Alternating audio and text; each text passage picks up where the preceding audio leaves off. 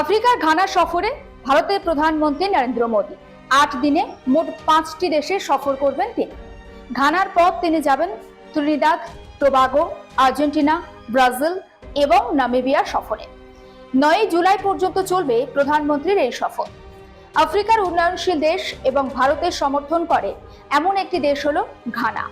ঘানার রাজধানী আকরাতে প্রধানমন্ত্রীর বিমান অবতরণের পরে তাকে সেখানে গার্ড অফ অনার দেওয়া হয়। তাকে স্বাগত জানান ঘানার রাষ্ট্রপতি জন দ্রামানি মাহামা। একই সঙ্গে ঘানায় বসবাসরত ভারতীয় বংশোদ্ভূতদের পাশাপাশি সেখানকার যারা স্থানীয়রা ছিলেন তারাও কিন্তু ভারতের জাতীয় পতাকা নিয়ে প্রধানমন্ত্রী মোদীকে ঘানাতে স্বাগত জানান। মোদী মোদী স্লোগানের পাশাপাশি সেখানে হরে কৃষ্ণ হরে রাম এই গানও শোনা যায়।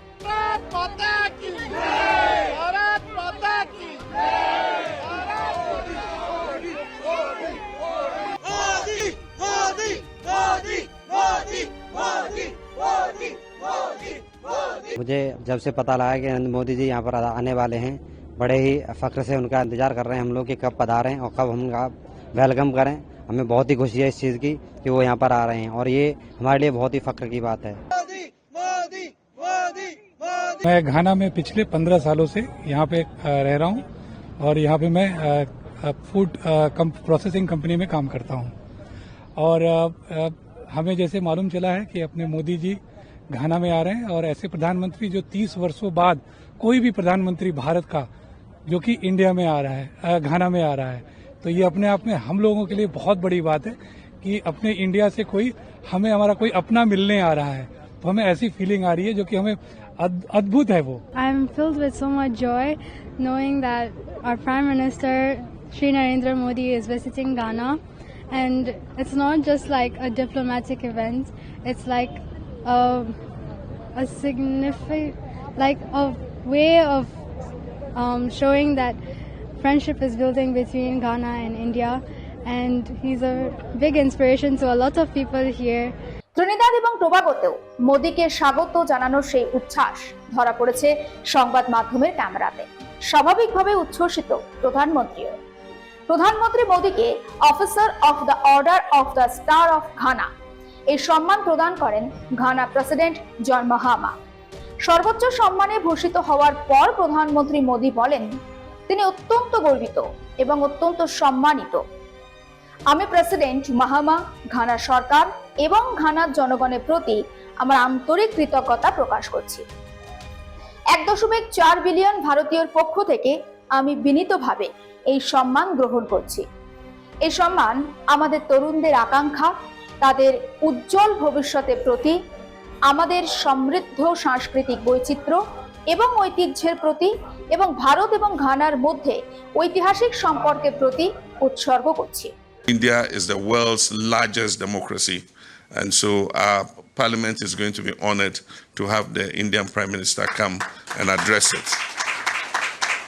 And so on this occasion, I wish to thank Prime Minister for his visit and to once again, as we did already, extend our condolences to India on the recent air accident that happened. We extend our condolences to all the families that were affected, and also we extend our best wishes to the sole survivor who miraculously worked out of that plane crash. Thank you, Mr. Prime Minister, and you're warmly welcome. मेरे लिए यह अत्यंत गर्व की बात है कि मुझे यह अवसर मिला है। Ayer me aneje se megoha घाना में जिस आत्मीयता, गर्मजोशी और सम्मान से हमारा स्वागत हुआ है, उसके लिए मैं हार्दिक आभारी हूं। राष्ट्रपति जी स्वयं एयरपोर्ट आए, यह मेरे लिए बहुत बड़े सम्मान की बात है। ঘানা প্রেসিডেন্ট জন দ্রামানি মাহামার সঙ্গে দ্বিপাক্ষিক বৈঠকও করেন প্রধানমন্ত্রী। দুদেশের মধ্যে বাণিজ্য, আর্থিক সহায়তা এবং প্রতিরক্ষার মতো একাধিক বিষয় নিয়ে আলোচনা হয় দুই রাষ্ট্রপ্রধানের। সন্ত্রাসবাদ নিয়েও সরব হয়েছেন প্রধানমন্ত্রী। हम एक मत है कि आतंकवाद मानवता का दुश्मन है। आतंकवाद के खिलाफ हमारी लड़ाई में सहयोग के लिए हम गाना का आभार प्रकट करते हैं। इस संदर्भ में हमने काउंटर टेररिज्म में आपसी सहयोग को और मजबूत करने का निर्णय किया है। यूएन रिफॉर्म्स को लेकर हमारा दृष्टिकोण एक जैसा है। पश्चिम एशिया और यूरोप में चल रहे कॉन्फ्रेंस को लेकर हम दोनों ने गहरी चिंता व्यक्त की है। हमारा मानना है कि युद्ध का युग नहीं है। डायलॉग और डिप्लोमेसी से ही समस्या का समाधान होना चाहिए। घाना एक जीवंत लोकतंत्र के रूप में अन्य देशों के लिए बीकन ऑफ होप है। आज राष्ट्रपति जी और मैंने हमारी द्विपक्षीय साझेदारी को कॉम्प्रिहेंसिव पार्टनरशिप का रूप देने का निर्णय लिया है। घाना के राष्ट्र निर्माण की इस यात्रा में भारत केवल एक सहयोगी नहीं बल्कि एक सहयात्री है। यह भव्य जुबली हाउस, विदेश सेवा संस्थान, Komenda sugar factory, India Ghana coffee and non ICT centre और तेमा पगदन रेलवे लाइन ये सिर्फ ईंट पत्थर नहीं, ये हमारी साझेदारी के प्रतीक है। ঘানার সংসদে বক্তৃতা দিতে গিয়ে প্রধানমন্ত্রী নরেন্দ্র মোদী বলেন, একটি কিংবা দুটি কিংবা 5 কিংবা 10টি নয়, ভারতে 25শোরও বেশি রাজনৈতিক দল রয়েছে, আর তাতেই শোরগোল পড়ে যায় সে দেশের সাংসদদের মধ্যে। গুরুগম্ভীর সাংসদরাও কিন্তু সবাই হেসে ফেলেন। হাসতে দেখা যায় প্রধানমন্ত্রীকেও।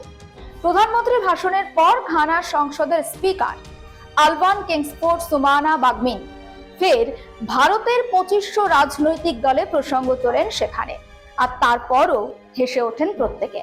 প্রধানমন্ত্রী নিজেও হাসি চেপে রাখতে পারেননি। 2,500 political parties.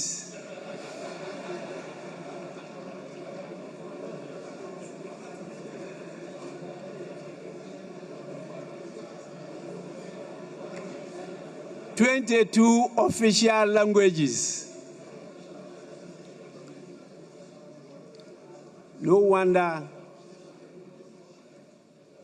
they established the Public Accounts Committee that we know today as far back as 1921.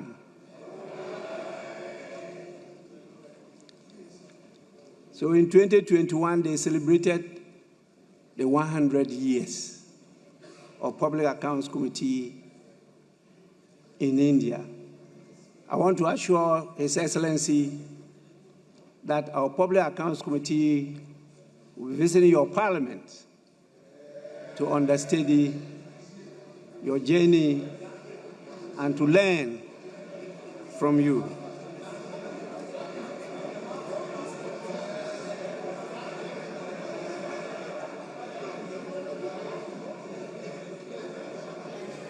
ভারতকে গণতন্ত্রের জননী আখ্যা দিয়ে প্রধানমন্ত্রী বলেন, 2500-এরও বেশি রাজনৈতিক দলের মধ্যে 20টি রাজনৈতিক দল 20টি ভিন্ন রাজ্যের প্রশাসনিক দায়িত্বে রয়েছে। এছাড়াও 22টি সরকার অনুমোদিত ভাষা রয়েছে, যাদের আবার 1000-এরও বেশি বাচনভঙ্গি রয়েছে। দিল্লি থেকে প্রায় 8500 কিলোমিটার দূরে আফ্রিকার এই ঘানা অবস্থিত। ঘানার জনসংখ্যা প্রায় 3,44 লক্ষ, যা ভারতের কেরালার চেয়েও অনেকটাই কম। কেরালার জনসংখ্যা 3,60 লক্ষ। ঘানার ক্ষেত্রফল কত? 2.38 লক্ষ বর্গ কিলোমিটার, যা প্রায় উত্তরপ্রদেশের সমান। সাম্প্রতিককালে ভারতের কোনো প্রধানমন্ত্রী ঘানা সফরে যাননি। সেই 1995 সালে পিভি নরসিমহা রাও ঘানাতে গিয়েছিলেন, আর তারপর প্রধানমন্ত্রী নরেন্দ্র মোদী এই ঘানা সফরে গেলেন। পশ্চিম আফ্রিকার কোনো রাষ্ট্রনেতার সঙ্গে মোদীর এমন সাক্ষাৎ এবং বৈঠক আগে কখনো হয়নি। বিশ্বের বড় বড় দেশগুলি আফ্রিকার দেশগুলোকে দূরেই সরিয়ে রাখে, কোনো গুরুত্বই দেয় না আফ্রিকার এই ছোট ছোট দেশগুলোকে, কারণ তারা মনে করে এই সমস্ত ছোট দেশগুলোর কোনো প্রয়োজনই নেই। সুপার পাওয়ার দেশগুলোর আওতায় না থাকা দেশগুলোর মধ্যে অন্যতম হলো এই ঘানা। এমন ধরনের দেশগুলিকে একটি নামেও সম্বোধন করা হয়, তা হলো গ্লোবাল সাউথ। এর আগে এই সমস্ত দেশগুলিকে উন্নয়নশীল দেশ বলা হতো। এসব ছোট ছোট দেশগুলোর সমস্যাকে বিশ্ব মঞ্চে তুলে ধরে তাদের দিকে সাহায্যের হাত বাড়িয়ে দেয় ভারত। যে দেশকে সাহায্য করতে হয় এমন একটি দেশে কোন উদ্দেশ্যে সফরে গেলেন প্রধানমন্ত্রী? মোদীর ঘানা সফরের পিছনে মূলত তিনটি উদ্দেশ্য রয়েছে। প্রথম কি উদ্দেশ্য? সোনা আমদানি বৃদ্ধি করা। তাছাড়া ঘানায় ভ্যাকসিন হাব তৈরি করতে চায় ভারত। অন্যদিকে কৃষি, বৈদ্যুতিক শক্তি, প্রতিরক্ষা খাতেও দুই দেশের সহযোগিতা বৃদ্ধি করতে চায় মোদী সরকার। এছাড়াও ঘানাতে একাধিক সম্ভাবনাময় কথা তুলে ধরেছেন বিদেশ মন্ত্রকের সচিব রবি রাম্বু। West Africa is an opportunity. I think we have to understand again the West African geography and the natural resources that it possesses. I think in this belt you have extremely important rich mineral resources, including gas and oil, and some of which are not fully exploited because it's the same belt. And phosphate is another area, the manganese is another area. So it's in the same zone that you're seeing opportunity here. I think Indian entrepreneurs are actively looking at it, seriously looking at it, and many of them are traveling to this part of the world and exploring opportunities. We'll have to encourage a greater commitment on their part and greater staying power in this region to be able to do enduring collaborations with countries like Ghana and others in the West Africa. আন্তর্জাতিক মঞ্চে ভারত এবং Ghana একে অপরের বন্ধু। আগেও একে অপরকে সাহায্য করেছে এই দুটি দেশ। জোট নিরপেক্ষ আন্দোলনের সদস্য ছিল ঘানা এবং ভারত। এই দুটি দেশই রাষ্ট্রসংঘে ভারতের স্থায়ী সদস্য পদের জন্য সমর্থন করেছে ঘানা। বিশ্বের মধ্যে দ্বিতীয় বৃহত্তম চকলেট উৎপাদনকারী দেশকে জানেন? ঘানা। সর্ববৃহৎ চকলেট উৎপাদনকারী দেশের তালিকায় একেবারে প্রথমে রয়েছে আইভরি কোস্ট, আর তারপরেই রয়েছে ঘানার নাম। চকলেটের পর সোনা উৎপাদনের জন্য বহুলভাবে পরিচিত বিশ্বের কাছেই ঘানার নাম। বিশ্বের সবচেয়ে বড় সোনার খনি কিন্তু এই ঘানাতেই অবস্থিত। ঘানায় প্রচুর পরিমাণে সোনার ভান্ডার রয়েছে। সেজন্যই তো ইংরেজ শাসক ঘানার নাম রেখেছিলেন দ্য গোল্ড কোস্ট। 1957 সালে ব্রিটেনের হাত থেকে স্বাধীন হওয়ার পর দেশটির নাম রাখা হয় ঘানা। বর্তমানে বিশ্বের সোনার ষষ্ঠ বৃহত্তম উৎপাদক হলো ঘানা। 2023 সালে 7,800 কোটি টাকার মোট 15,800 কেজি সোনা আমদানি করেছে ভারত। ঘানার থেকে সোনা আমদানির ক্ষেত্রে টপ 5 দেশের তালিকায় একেবারে শীর্ষে রয়েছে ভারতের নাম। সোনা ছাড়াও পেট্রোলিয়াম, কাজু, কোকো সহ বহু জিনিস ঘানা থেকে আমদানি করে ভারত। আর অন্যদিকে ভারত ঘানাকে ওষুধ, নির্মাণ সামগ্রী, চাল, গাড়ি সহ একাধিক জিনিস রপ্তানি করে থাকে। গত বছর 2 বছরের মধ্যে 26,500 কোটি টাকার ব্যবসা হয়েছে দুদেশের। দুপক্ষের মধ্যে সহযোগিতা বৃদ্ধির ফলে দুটো দেশই উপকৃত হবে। ঘানায় ভারতীয় বংশোদ্ভূত রয়েছেন প্রায় 15,000। কেউ কেউ তো 70 বছরের বেশি সময় ধরেই সেখানে বসবাস করছেন। ভারতের সহযোগিতায় চাষবাসের ক্ষেত্রেও ধীরে ধীরে আত্মনির্ভর হয়ে উঠছে আফ্রিকার এই ছোট্ট দেশটা। আগে বিশ্বের বিভিন্ন দেশের থেকে 3,400 কোটি টাকার গম আমদানি করত ভারত, বা আমদানি করা হতো। ভারতীয় প্রযুক্তির মাধ্যমে গমের একটি প্রজাতি চাষ করা হচ্ছে ঘানাতে, যা বর্তমানে সহজেই ঘানাতে চাষ করা সম্ভব হয়েছে। ভারত এবং ঘানার মধ্যে বন্ধুত্ব আজকের নয়। কোভিড আবহেও ঘানাকে 6 লক্ষ কোভিড ভ্যাকসিন সরবরাহ করেছিল ভারত। ভারতের স্বাধীনতার 10 বছর পর 1957 সালে স্বাধীন দেশ হিসাবে আত্মপ্রকাশ করেছিল ঘানা। তাতেও ভারত সহযোগিতা করেছিল। ভারতে যেমন মহাত্মা গান্ধী ছিলেন, ঠিক তেমনি ঘানার একজন নেতা স্বাধীনতা আন্দোলন শুরু করেছিলেন। তিনি হলেন কোয়ামে এনক্রুমা, আফ্রিকার মহাত্মা গান্ধী হিসাবে যিনি পরিচিত। মহাত্মা গান্ধী যেভাবে শান্তিপূর্ণ আন্দোলন করেছিলেন, ঠিক সেভাবেই আন্দোলন করেছিলেন এই কোয়ামে এনক্রুমা। 1950 সালে ঘানায় বিদেশি শাসনের বিরোধিতা করার জন্য জেলেও যেতে হয়েছিল তাকে। পরে দেশ স্বাধীন হওয়ার পর তিনি দেশের সর্বোচ্চ নেতা হয়ে ওঠেন। ঘানার সঙ্গে ভারতের রাজনৈতিক কূটনৈতিক সম্পর্ক নতুন কিছু নয়।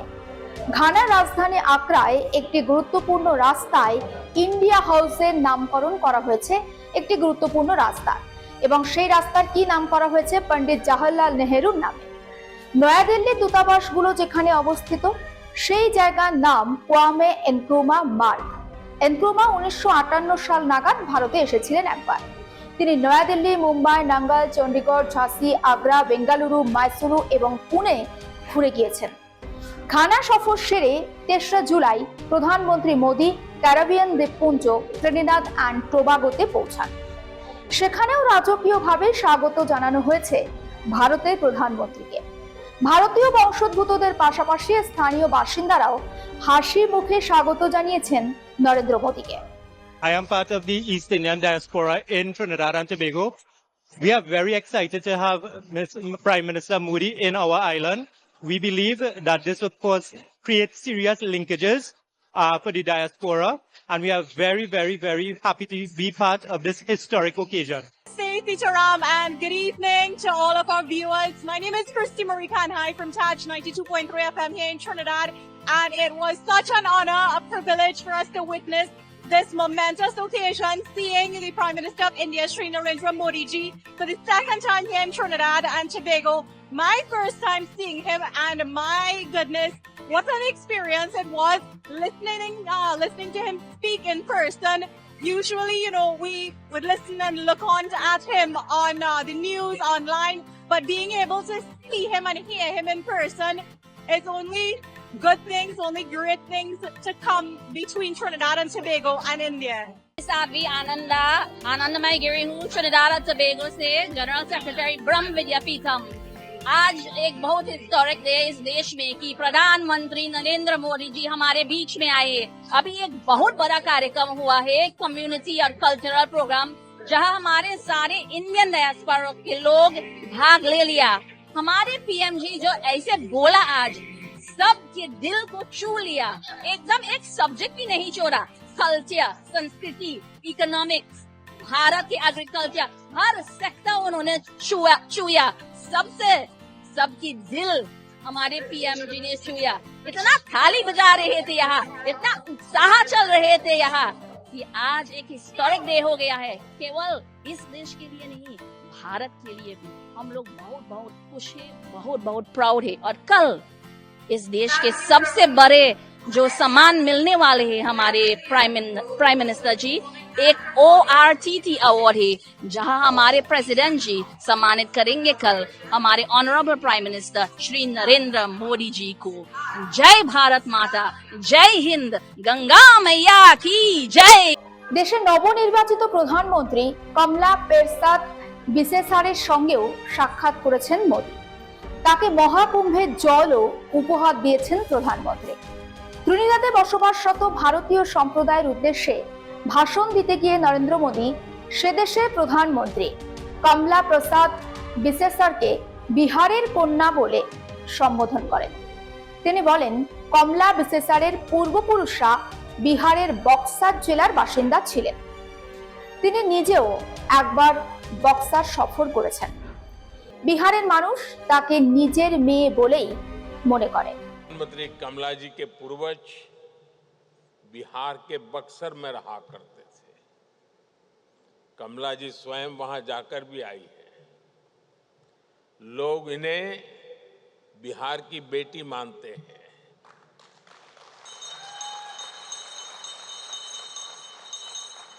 People in India consider Prime Minister Kamala ji as the daughter of Bihar. यहाँ उपस्थित अनेक लोगों के पूर्वज बिहार से ही आए हैं। बिहार की विरासत भारत के साथ ही दुनिया का भी गौरव है। Under your leadership, India has extended its hand to the world, but never more so through your compassion, through your benevolence with the vaccines initiative 4 years ago. When COVID-19 pandemic brought the world to its knees, while some other countries were hoarding medical supplies, you, sir, you ensured that vaccines and supplies reach even the smallest nations, including Trinidad and Tobago.